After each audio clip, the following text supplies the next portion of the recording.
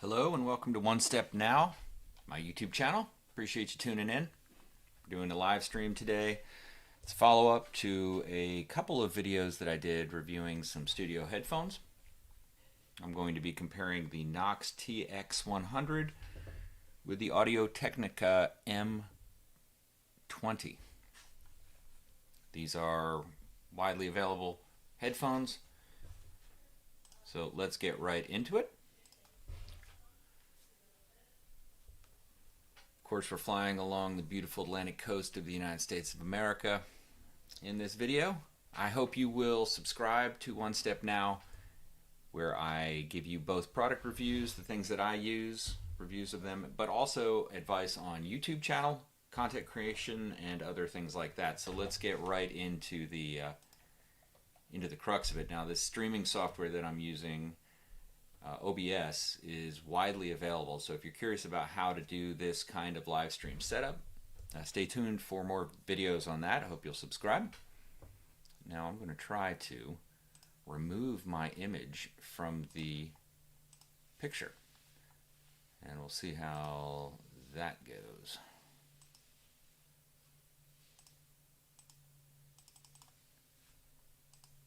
There we go. Okay, so while I get this camera repositioned, and by the way, I can reposition these, oops, hitting the microphone, I can reposition these cameras very easily with the setup I have now because I got these Wally poles. By the way, everything that I use in these videos is available down in the links in the description. That's the easiest way to show your support. If you like these kinds of things, find them useful or interesting. Alright, so I actually got a Logitech camera that is high definition, and I'm lighting this area with two Dasny D50 lights, so if you're curious about the gear. Let's go ahead and transition over to that view. There you go. And I think I'll even make it a little bit wider in its perspective, just so that you can really see as much of it as possible. So what I'll do is I'll go through each of the headphone reviews in different areas. I'll compare them in terms of their sound quality, their durability, comfort, and maybe some other things, just little nitnoid things that I've experienced using them. So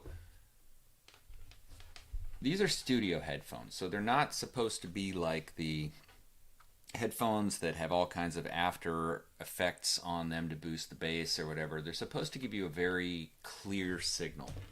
This is the Knox Gear headphones, and these are both about reasonably similar prices. They're both in the under $50 headphone range, and if you're like me, that works. And I use these for YouTube. And if you need a monitor headphone, or you need a real true sound studio headphone for recording music, I do both of those things. You got to have this kind of headphone that gives you the absolute clear signal. So that's how I use them. And also, if you're going to be conducting interviews, etc., I run these through a Scarlett 2, which is a audio to digital converter, and that way I can control the levels and so on and so forth. By the way, the mic I'm using is a Rode podcasting mic, Rode Podcaster. If you're curious, I plug that also into the Scarlett, and so I can just turn on the monitor and listen to myself through the headphones. I'm not doing that in this video just because I want to have them both free. Okay, so let's get started looking into some basic things on both of these. First of all, let's start with the jack. Okay, the jack that connects in on both of these is removable. This is the Audio-Technica jack. You can see it's plastic around the outside, and you just pull it off. That's the most common way I've seen that these things work. That works really well.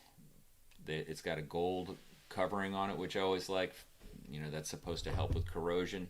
One issue is when you have this kind of jack, if it's in a tight space, when you pull that out, a lot of times you can pull out the smaller and then you have to go back in to get this. That happens to me a lot, but I'll tell you why that doesn't bother me too much a bit later in the video. So that's the Audio-Technica. Now the Knox has a situation that avoids that pulling out thing. You see, it screws in.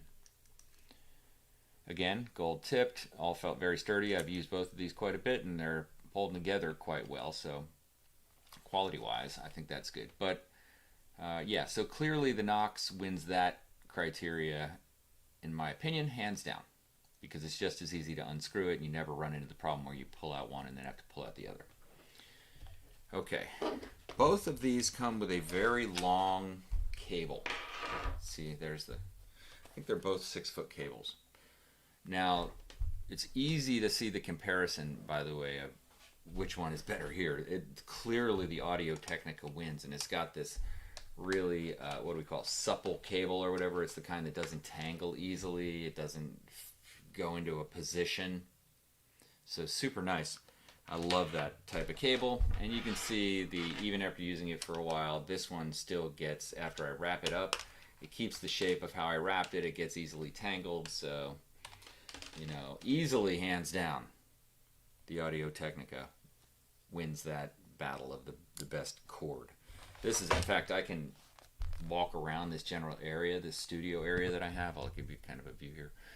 No problem, reach all areas of it with this and never feel like I'm going to get tangled onto the chair.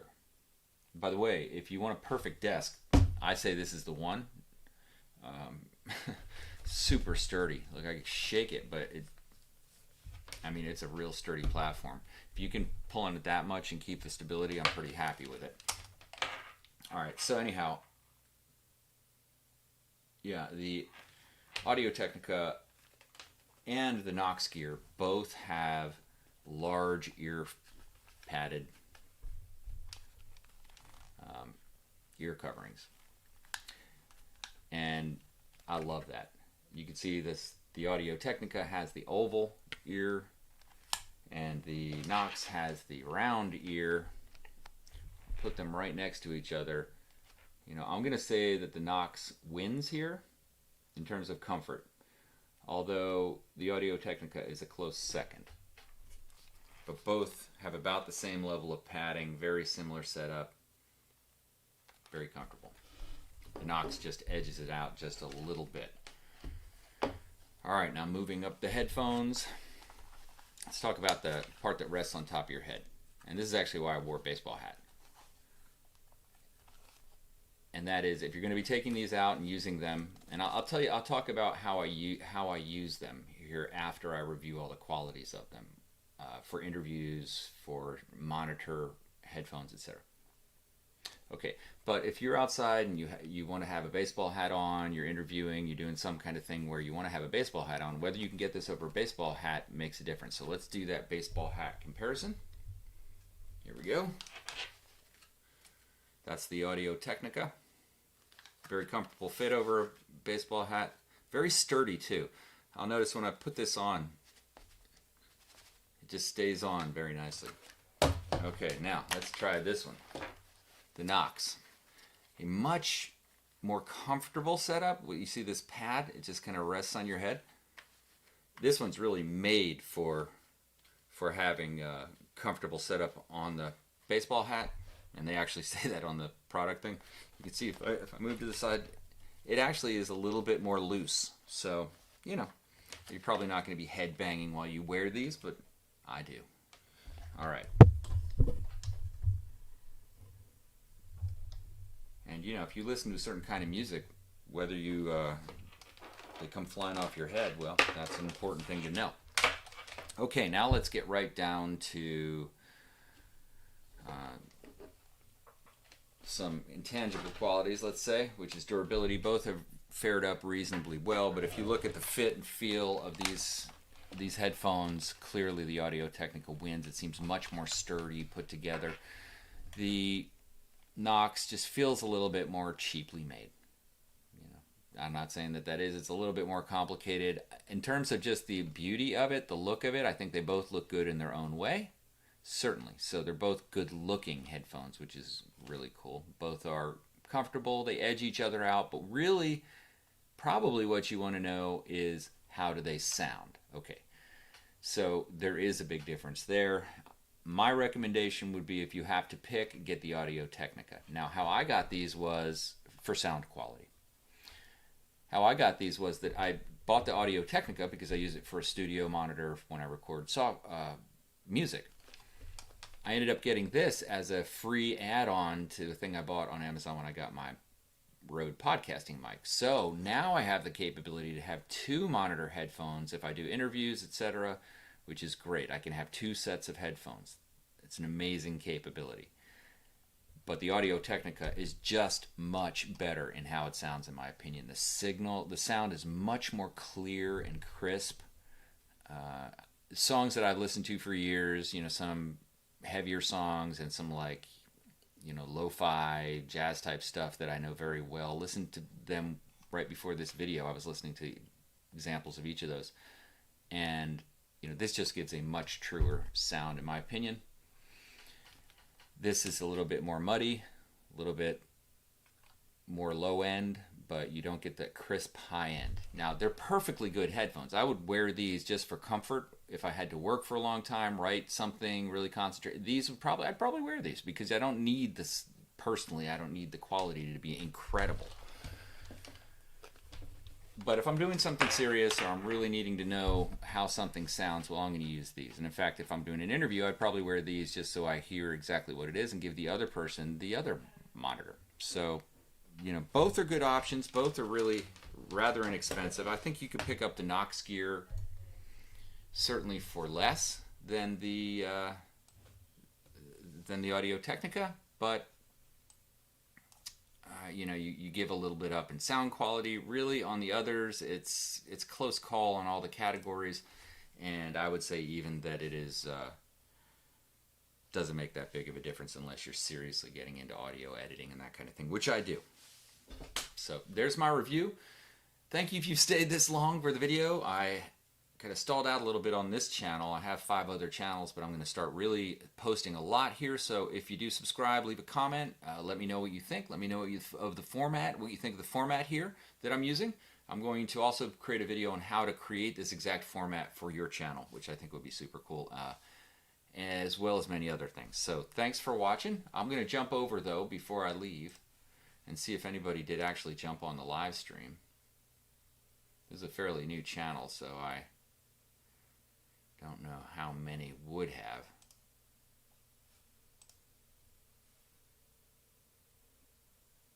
Yeah, no comments. We'll look for comments moving forward. I remember when I started Eat Your Backyard, like practically 10 years ago, there was tumbleweeds blowing down the hall of those videos. And then, come a year later, we had a pretty decent sized community. By the way, if you are interested in my other YouTube channels, I have Eat Your Backyard, Surf All Day, A1A, One Step Zen, Florida Fishy Finger, and, well, OneStepNow, this one. Anyhow, a lot of channels. And I'm going to start to reveal the behind the scenes on those channels now that I've had them for several years and been poking around Google Analytics the whole time and learning. It's a lot of fun. YouTube, for me, is just a hobby. I don't have a business. I just run it out of a spare room in my house, and I love it. It's been a huge, cool part of my life. It got me to places like, look at this scene here that you're looking at on the video. That's me flying my drone over the end of my street here roughly a couple weeks ago. So I get to experience incredible things like that by being part of YouTube, which I always enjoy. Again, thanks for watching. One Step Now. Please subscribe. Hit the thumbs up.